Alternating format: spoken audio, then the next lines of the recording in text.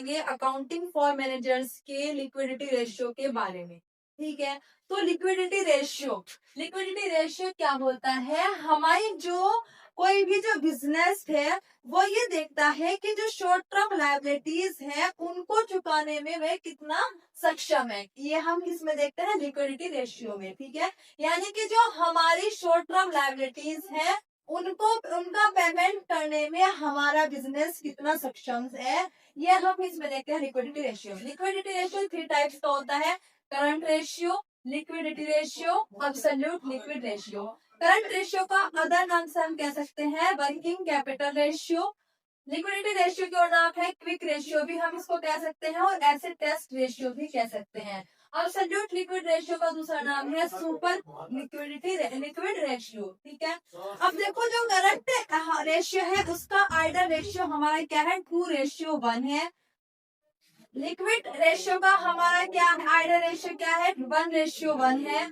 और absolute liquid ratio का idol ratio 0.5:1 है। ठीक है, अब देखो जो करंट रेशियो है उसमें हम क्या देखते हैं, जो हमारी करंट एसेट्स होगी और जो हमारी करंट लायबिलिटीज है उनके बीच क्या देखते हैं, हम संबंध देखते हैं। ठीक है, इसमें हम क्या करते हैं, लिक्विड रेशियो निकालने के लिए हम किस का यूज करते हैं, लिक्विड एसेट्स का यूज करेंगे और करंट लायबिलिटीज का। एब्सोल्यूट लिक्विड रेशियो निकालने में हम एब्सोल्यूट लिक्विड एसेट्स का यूज करेंगे और लिक्विड लायबिलिटीज का। ठीक है, अब बात करते हैं हम हमारी करंट एसेट्स कौन सी होती है, तो cash in hand, cash at bank, debtors, bills receivable, inventories, stock, short term investment, marketable securities, prepaid expenses, ये सब हमारी क्या है, करंट एसेट्स है। अब बात करेंगे हम करंट लायबिलिटीज की। करंट लायबिलिटीज कौन कौन से रहते हैं, बैंक ओवरड्राफ्ट,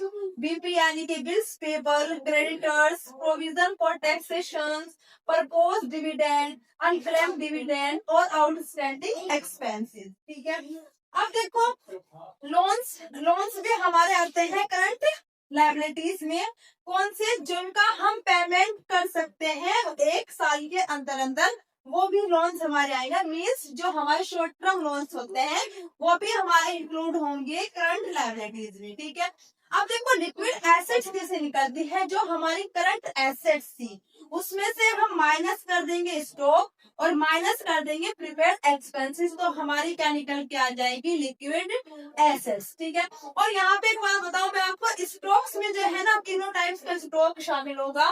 मीन्स जो हमारा रॉ मटेरियल है वो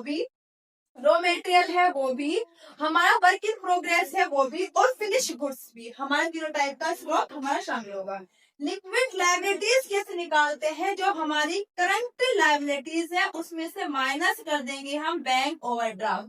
ठीक है, अब देखो करंट जो रेशियो है उसका फॉर्मूला क्या है, current assets upon current liabilities.